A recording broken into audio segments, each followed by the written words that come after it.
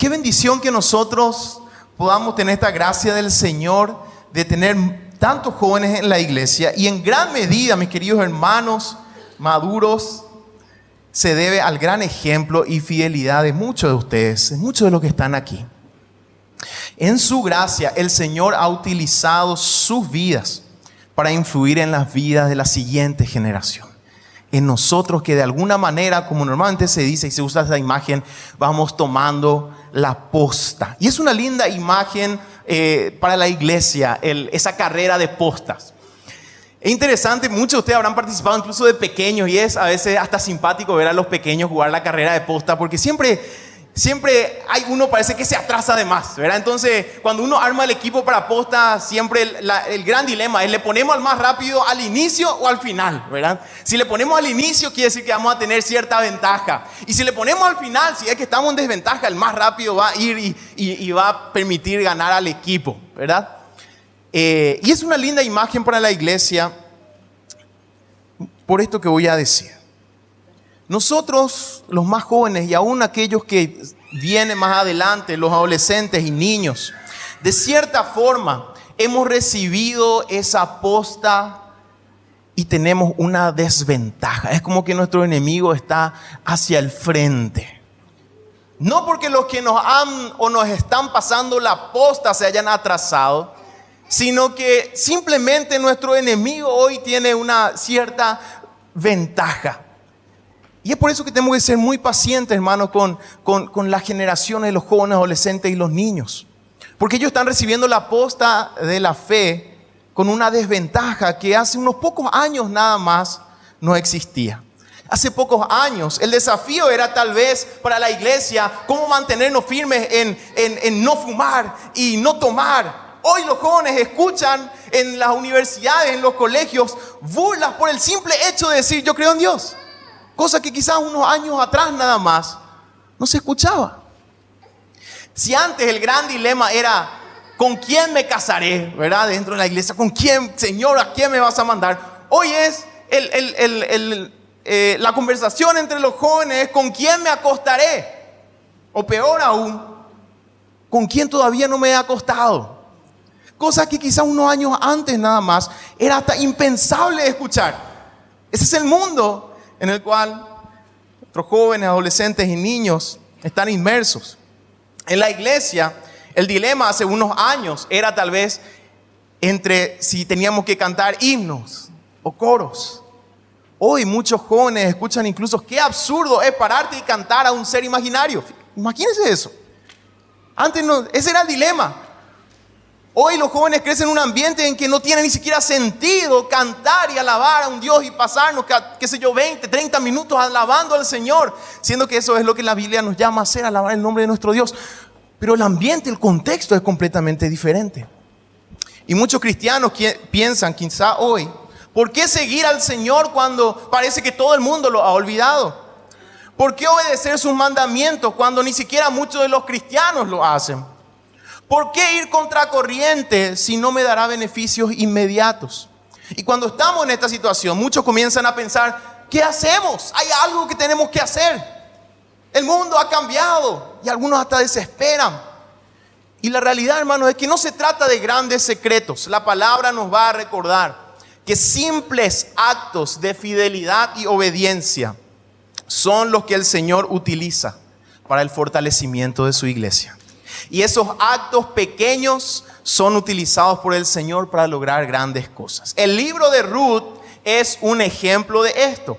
De cómo pequeños actos de obediencia a la palabra del Señor pueden hacer una gran diferencia en medio de un mundo desastroso, en medio de un mundo en caos. Ruth es un libro pequeño pero maravilloso. Solo 4 capítulos. Y en gran parte hoy voy a estar relatando la historia que encontramos en el libro, que tiene en esencia a 3 personajes principales. Noemí, su nuera Ruth la Moabita y Booz, que era el pariente redentor o el Goel en hebreo. Y ya vamos a ver por qué se lo llama así en esta historia. En esta maravillosa historia veremos 4 áreas o 4 maneras en que una obediencia sencilla puede lograr una gran diferencia. Y ese es el título del mensaje en esta mañana. La obediencia que hace la diferencia. Pero antes vamos a ver una introducción general al libro de Ruth. El libro de Ruth está en el contexto del libro de los jueces. Comienza el libro de Ruth diciendo, Ruth 1:1, en los días que gobernaban los jueces. Aconteció en los días que gobernaban los jueces. Este año estuvimos estudiando el libro de los jueces en los grupos pequeños. Y las respuestas fueron diferentes. Algunos hasta confesaron, yo sabía la historia de Sansón y Dalila, hasta ahí nomás. Vi en alguna telenovela, pero eso es lo que yo sabía, ¿verdad? Pero al leer el libro de los jueces, muchos se sorprendieron. Qué bárbaro, este tipo de historia había sido tan en la Biblia. El libro de los jueces casi que podemos ponerle ahí uno para mayores de 13 o 14 años, ¿verdad? Por lo gráfico que es y por la violencia que se presenta en ese libro. Y muchos hermanos en los grupos pequeños, muchos de los líderes dijeron, pero al estudiar el libro de jueces nos damos cuenta que esa situación no es que cambió mucho. Y el libro de los jueces utiliza una frase para describir cómo era el mundo en ese tiempo. En Jueces 21-25 leemos, por ejemplo, la descripción y el resumen del libro de los jueces. Porque el propósito del libro de los jueces es resaltar cuál es el resultado de vivir una vida de desobediencia. Jueces capítulo 21-25 dice, en estos días no había rey en Israel, cada uno hacía lo que bien le parecía. Cada uno hacía lo que bien le parecía, lo que quería. Y Jueces llega a un clímax de desastre en los últimos capítulos 19 al 21, en donde hay la muerte atroz de una mujer injustamente por manos de hombres despiadados y perversos, como lo llama el texto. El casi exterminio de una tribu de Israel por las manos del resto del pueblo. Y quedaron solo 600 hombres de la tribu de Benjamín. Y después también hay un tonto juramento del pueblo de Israel que llevó al exterminio de otra parte de una tribu y al sometimiento ilegal y atroz de las mujeres o de una buena parte de las mujeres del pueblo de Israel. Este es el contexto de Ruth. Esta situación de caos, esta situación de desorden, en donde cada uno hacía lo que bien le parecía. Este era el panorama en Israel cuando una familia emigra a la tierra de Moab por causa de una hambruna. Noemí, su esposo Elimelech y sus hijos Malón y Kelión, que tomaron para ellos 2 esposas moabitas, Ruth y Orfa. Después de un tiempo, todos los varones de esta familia mueren y Noemí decide volver a Israel. Ruth, su nuera, que ya no tenía ningún compromiso legal con Ruth, decide acompañarla e ir a ella con Israel. Y cuando Noemí llega a su tierra, le llama a la gente y le dice, Noemí, volviste. Y en Ruth capítulo 1, versículo 20, leemos lo que Noemí dijo. Noemí, cuyo nombre significa placentera, dijo lo siguiente, no me llaméis Noemí, sino llamadme Mara, que significa amargura, porque en grande amargura me ha puesto el Todopoderoso. Esta era la circunstancia de esta mujer al volver a su tierra. Pero había una esperanza. En Ruth capítulo 2, versículo 1 leemos, tenía Noemí un pariente de su marido, hombre rico de la familia de Elimelech, el cual se llamaba Booz, quien va a ser el personaje principal de la historia y también de nuestro mensaje en esta mañana. Booz, aparentemente un viudo, pudo haber ido con la corriente de la época y hacer lo que bien le parecía. Pero Booz tuvo una vida de obediencia y por medio de sus actos sencillos de obediencia ocurrió algo grandioso. Y quiero compartir con ustedes en esta mañana 4 áreas en donde la obediencia puede aplicarse y va a producir una gran diferencia. 4 áreas. Al ver la situación en la que estamos, quizás hoy decimos no estamos tan mal en nuestra sociedad, en nuestro contexto, aunque hay cosas feas que vemos y que ocurren, pero miramos hacia el futuro y pensamos, muchos padres quizás piensan, ¿qué va a ser del mundo en el que mis hijos van a crecer? Y a muchos les preocupa eso. Y piensan, algo tenemos que hacer. Pero hoy vamos a ver, hermanos, que esa obediencia sencilla a la palabra del Señor puede tener un gran impacto. Y vamos a ver 4 áreas en donde Booz fue obediente, que podemos aplicar también a nuestras vidas. Y una obediencia sencilla en una de estas áreas tenemos que tener por seguro que también va a lograr una gran diferencia en nuestro mundo, en nuestra familia, en nuestros hijos. Primer área, la generosidad. Dice Ruth capítulo 2, versículos 2 al 3. Y Ruth la moabita dijo a Noemí: te ruego que me dejes ir al campo y recogeré espigas en pos de aquel a cuyos ojos hallare gracia. Y ella le respondió: ve, hija mía.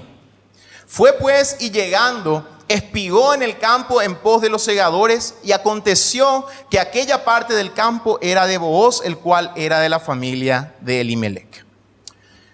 Alguna vez creo que habré comentado, y muchos de los hermanos que antes estaban en el equipo misionero de la iglesia comentaban, en la casa de mi abuelo hubo un anexo. Yo creo que ahí don Ale se iba, ¿verdad? Y en ese entonces dice que había muchas plantas de mandarina.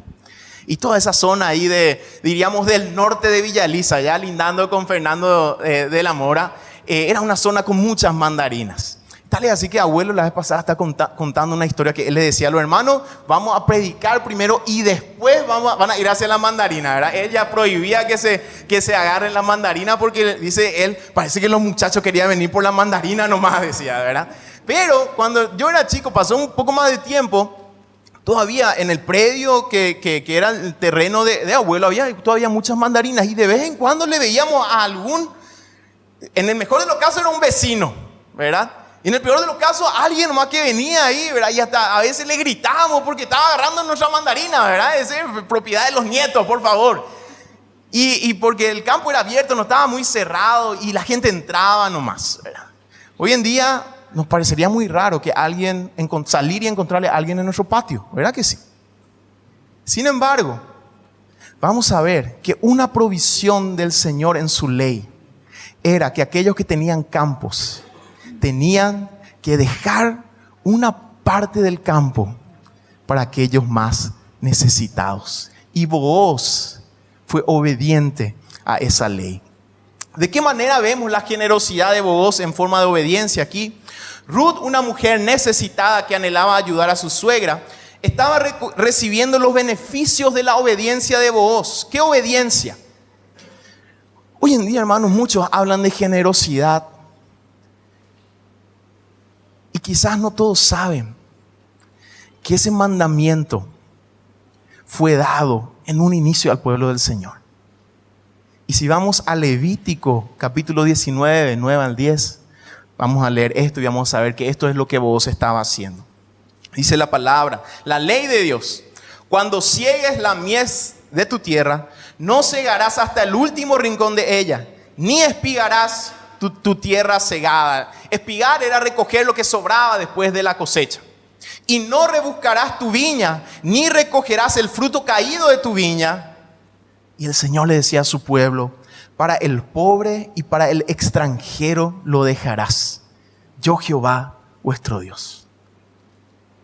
Y otra vez en Levítico 23, 22, se repite este mandamiento: cuando segareis la mies de vuestra tierra, no segaréis hasta el último rincón de ella, ni espigarás tu siega.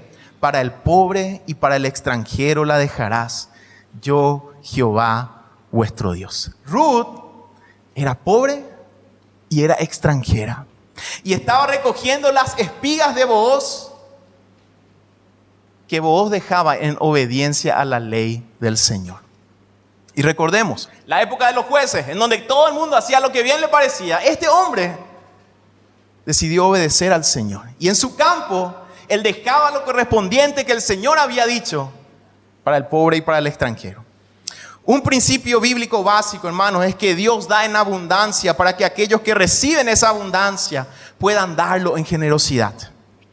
El Señor Jesús, al enviar a sus discípulos a la misión, les dijo, Mateo 10:8, de gracia recibisteis, dad de gracia.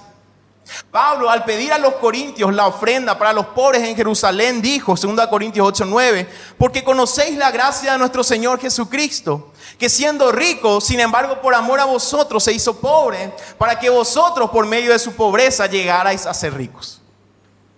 El llamado a generosidad se basa sobre dos pilares. En primer lugar, lo que tenemos lo hemos recibido de parte del Señor. Hasta el más inteligente, el más hábil en cualquier área de la vida, en la profesión, en los negocios, todo lo recibimos del Señor. Alguno puede decir, pero yo estoy cosechando los frutos del esfuerzo. Cierto, el Señor te dio las condiciones para que tu esfuerzo dé fruto. Pero yo estoy cosechando lo que me pasaron. Es cierto, el Señor te puso en un lugar en donde recibiste algo que ni siquiera vos cosechaste.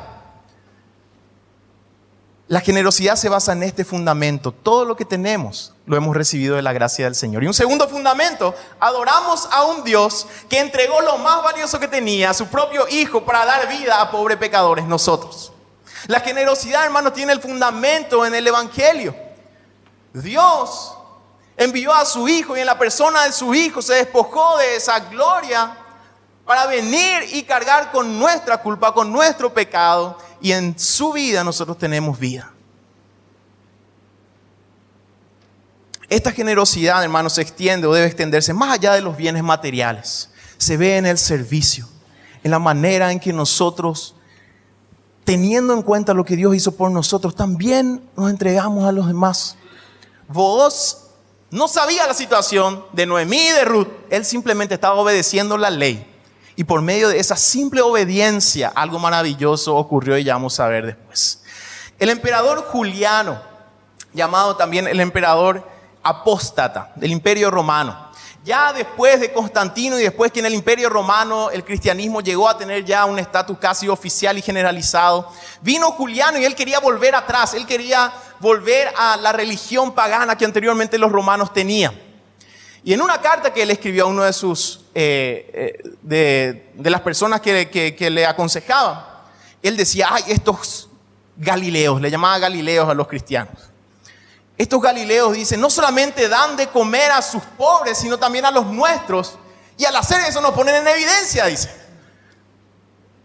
Y él se quejaba de esta actitud. Y a veces nosotros olvidamos, hermanos, escuchamos, y la generosidad solamente puede tener un fundamento en la teología que encontramos tanto en el Antiguo Testamento como estamos viendo, como en el Nuevo Testamento. No era un valor romano en el que tenía más tenía que cuidar al más necesitado. Eso es un principio bíblico. Fuera de la Biblia no lo vamos a encontrar. Booz estaba cumpliendo esta ley, una obediencia sencilla. Y vamos a ver un segundo punto, una segunda área. Amabilidad, o también podemos decir hospitalidad. Ruth capítulo 2, versículos 8 al 12. Esto es lo que ocurrió después. Entonces Booz dijo a Ruth, oye, hija mía, no vayas a espigar a otro campo, ni pases de aquí, y aquí estarás junto a mis criadas. Mira bien el campo que sieguen y síguelas, porque yo he mandado a los criados que no te molesten. Y cuando tengas sed, ve a las vasijas y bebe del agua que sacan los criados. Ella entonces, bajando su rostro, se inclinó a tierra y le dijo, prestemos atención en la sorpresa de Ruth. ¿Por qué he hallado gracia en tus ojos para que me reconozcas? Dice ella, siendo yo extranjera. Y respondiendo Booz le dijo, he sabido todo lo que has hecho con tu suegra después de la muerte de tu marido, y que dejando a tu padre y a tu madre y la tierra donde naciste, has venido a un pueblo que no conociste antes. Jehová recompense tu obra y tu remuneración sea cumplida de parte de Jehová, Dios de Israel, bajo cuyas alas has venido a refugiarte. Aquí tenemos un segundo acto de obediencia que se refleja en la amabilidad, hospitalidad de Booz. Ruth se sorprende de la manera en que actuó Booz. No solamente le dejó espigar su campo, sino que le dijo, no te vayas a otra parte. Acá te vamos a cuidar. Si tenés sed, toma agua. Están todas tus necesidades cubiertas. Y ¿saben qué, hermanos? No es casualidad que Booz diga, he mandado a los criados que no te molesten. Era el tiempo de los jueces, donde todo el mundo hacía lo que bien le parecía. Por algo estaba ahí. Probablemente Ruth ya había sido acosada desde el inicio. Pero Booz dice, no, yo mandé que nadie te moleste. Y vemos esto. ¿Y por qué actuó Booz así? ¿Y saben qué, hermanos? Booz obedecía un mandamiento. Otra vez, Levítico 19:34 dice así.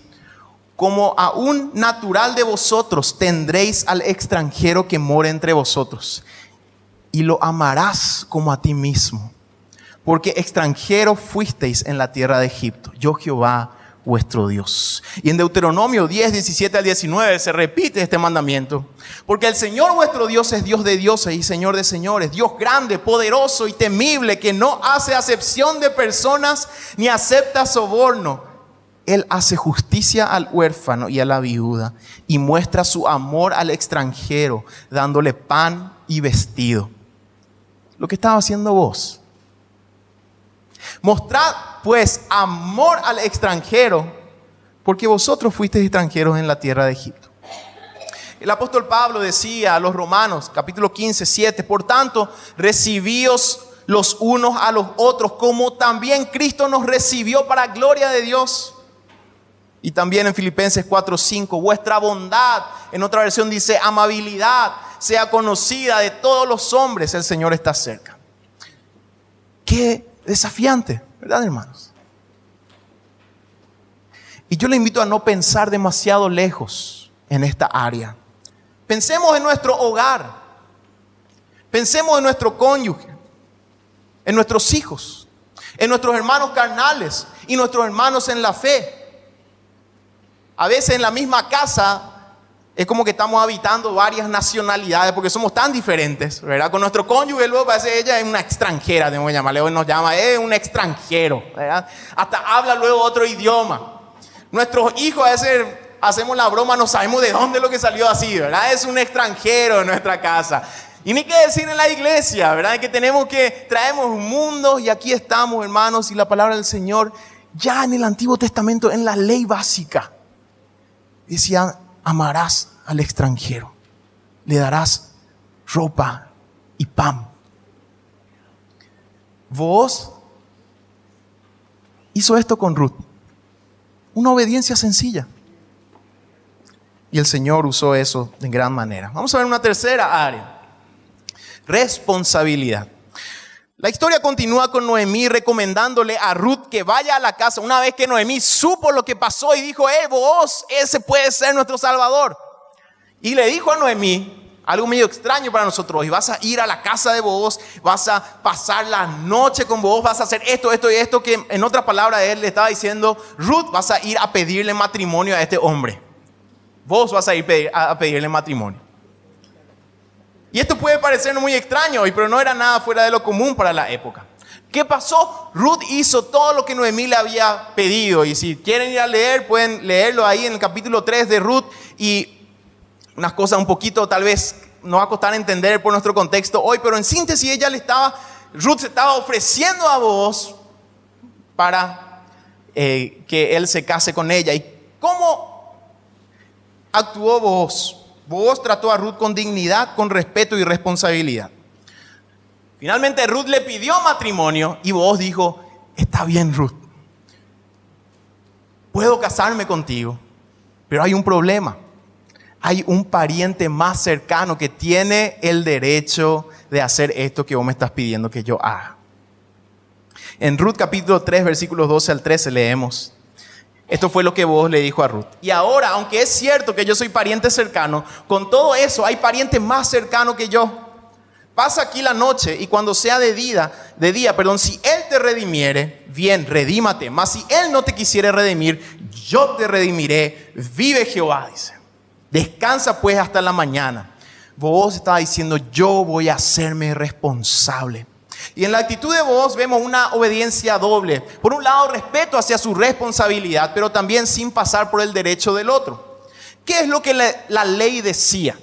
Y aquí no vemos porque está dentro de la historia, pero todas estas leyes que estamos leyendo están detrás. En Levítico 25 leemos lo siguiente. Cuando tu hermano empobreciere y vendiere algo de su posesión, entonces su pariente más próximo vendrá y rescatará lo que su hermano hubiere vendido. Es decir, si tu hermano empobreció, tuvo que vender, tuvo que hipotecar su casa, la responsabilidad del hermano era ir y comprar esa casa para volver a restituirle, por lo menos que el hermano pueda seguir viviendo en su propia propiedad. El término redimir o rescatar es un término comercial que significa comprar.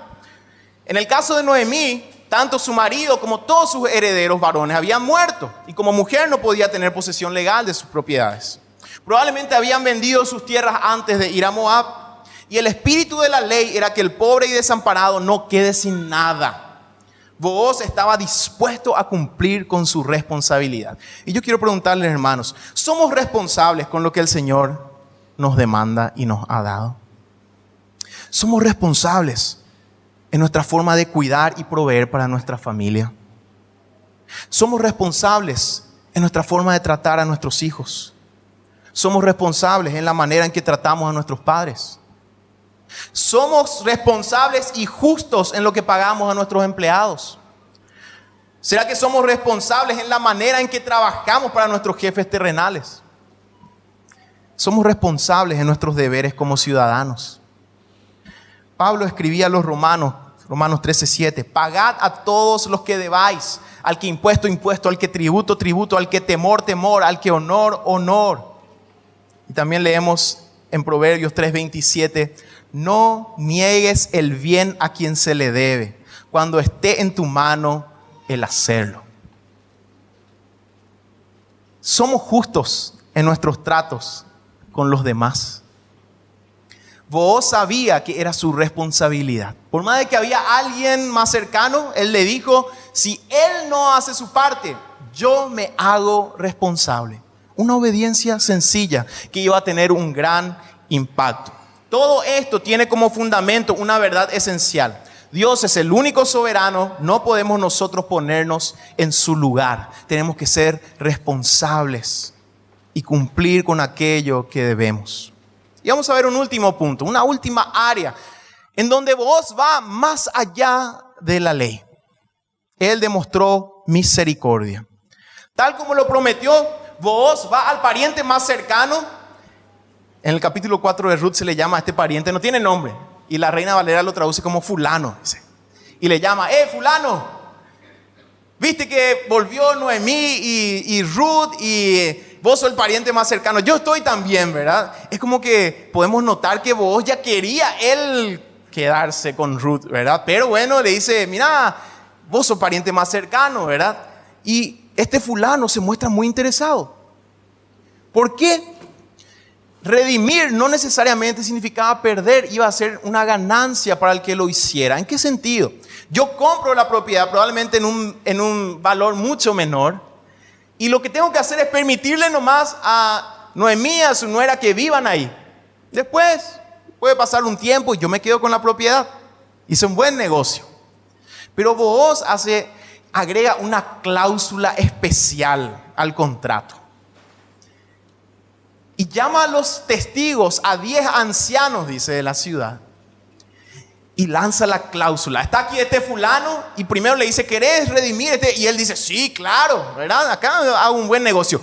Pero Booz incluye una cláusula especial. Ruth capítulo 4, versículos 5 al 6. Entonces replicó Booz, el mismo día que compres las tierras de mano de Noemí, debes tomarla también a Ruth, la moabita, mujer del difunto, para que restaures el nombre del muerto sobre su posesión. Esta es la cláusula especial. Podés comprar la propiedad, pero si compras, tenés que casarte también con Ruth para restablecer el nombre del difunto. Y respondió el pariente, dice, no puedo redimir para mí, no sea que dañe mi heredad. Redime tú usando de mi derecho, porque yo no podré redimir. Ahí dejaba de ser negocio el asunto. Porque si él aceptaba esto, quería decir que él iba a comprar una propiedad para alguien más. Él no iba a poder beneficiarse de eso. Quería decir que él iba a tener hijos en cierta forma para alguien más. Es decir, que el apellido de su hijo no iba a ser el suyo. Él se comprometía a eso. Y esto tenía de trasfondo también una antigua ley que se llama la ley del levirato. En el Deuteronomio 25, 5 al 6 leemos esto. Dice así, cuando dos hermanos habitan juntos y uno de ellos muere y no tiene hijo, la mujer del fallecido no se casará fuera de la familia con un extraño. El cuñado se allegará a ella y la tomará para sí como mujer y cumplirá con ella su deber de cuñado. Y será que el primogénito que ella dé a luz llevará el nombre de su hermano difunto, para que su nombre no sea borrado de Israel. Un compromiso muy grande para nosotros, algo muy extraño quizás, pero el espíritu de esta ley era que justamente ese difunto no se quede sin heredad y que toda su familia no se quede sin heredad. Imaginémonos nosotros hoy, tal vez podemos ponernos en los zapatos de ese pariente, ¿verdad? voy a tener un hijo que no va a tener mi apellido. Va a ser mi hijo. Pero todo lo que él tenga no va a ser mío. Todo lo que yo hiciera va a ser para restaurar el nombre de otro. Tanto en el caso de Booz como del fulano, ninguno era hermano del difunto. Por lo tanto, aunque debían redimir, no estaban obligados a casarse con la esposa del difunto y restaurar el nombre del difunto. Porque la ley era solamente para el hermano que vivían juntos. Ellos eran parientes, pero no tenían por qué casarse. Pero Booz aprovecha la circunstancia como para incluir esto, porque él tenía misericordia de Ruth. Él no quería que ellos se queden sin nada. Él no quería darle un lugar para que vivan nomás. Él quería restaurarle su heredad. Cuando el fulano se sale de la negociación, Booz se casa con Ruth y dice en Ruth 4:10, también tomo por mi mujer a Ruth la Moabita, mujer de Malón, para restaurar el nombre del difunto sobre su heredad, para que el nombre del muerto no se borre de entre sus hermanos y de la puerta de su lugar. Vosotros sois testigos hoy. Booz lo hizo todo por amor a Ruth y mostrando misericordia, cumpliendo el siguiente antiguo mandamiento. Levítico 19:18 dice, amarás a tu prójimo como a ti mismo. La ley no le obligaba a este hombre a hacer lo que hizo. En el sentido directo, particular.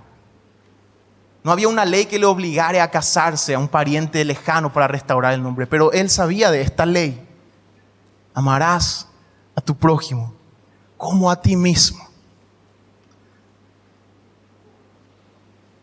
Ruth termina de forma maravillosa. Los últimos versículos son los siguientes. Ruth 4:21 al 22. Salmón engendró a Booz. Creo que esto no está ahí arriba. Y Booz engendró a Obed. Obed engendró a Isaí.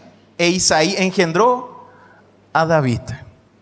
Jueces termina. El libro de los jueces, que es el contexto de Ruth, termina sin esperanza. Sin que se pueda ver la luz en el fondo del túnel. Ruth termina con la genealogía del rey David y sabemos que del linaje de David vino el rey de reyes, Jesús nuestro Salvador. Aunque en Jueces todo era descontrol, Ruth nos demuestra que el Señor sí estaba en el control y su plan redentor seguía adelante a pesar de la desobediencia de su pueblo. Pero Dios usó la obediencia simple de un hombre para sus planes. Cuando miramos nuestro mundo hoy y nos proyectamos hacia el futuro, parece que el panorama es sombrío. Mis hermanos, tenemos que saber que Dios está en el control y usará tu obediencia simple. Un hombre en medio de un pueblo que hacía lo que bien le parecía, fue fiel a los mandamientos del Señor. Y como consecuencia de esa obediencia fiel y simple, el linaje real continuó. El plan del Señor continuó.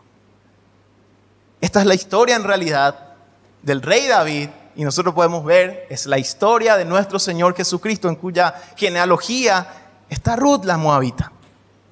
Porque un hombre decidió obedecer la ley con generosidad, amabilidad, responsabilidad y misericordia. Cuando miramos el futuro, tal vez podemos pensar en qué mundo va a querer ser mi hijo.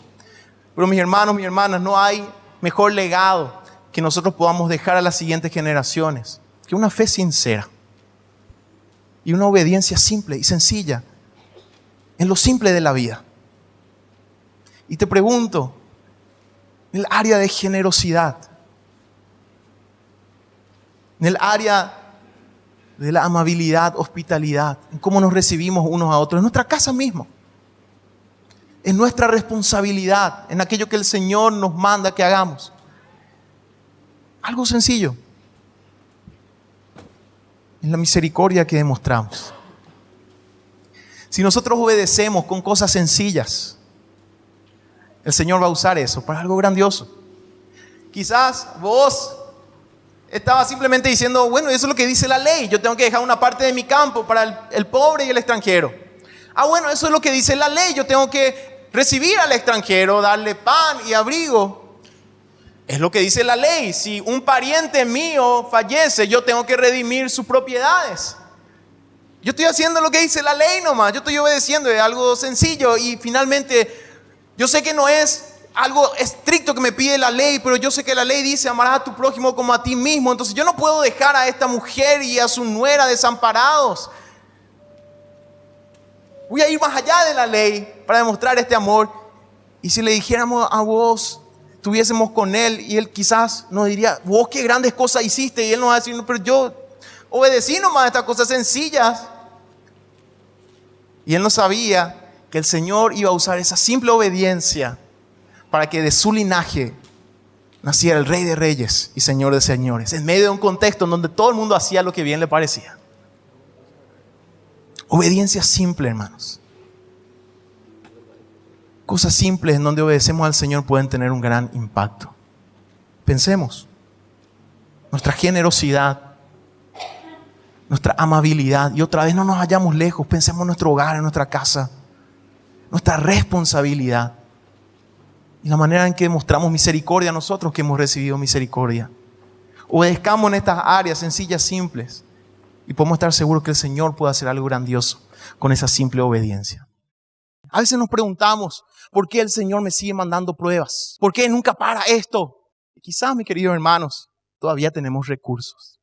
Quizás todavía tenemos un médico al cual visitar. Un lugar en donde poner nuestra esperanza. En donde depositar lo que tenemos. Pero fe ocurre cuando reconocemos que solo Jesús es la respuesta.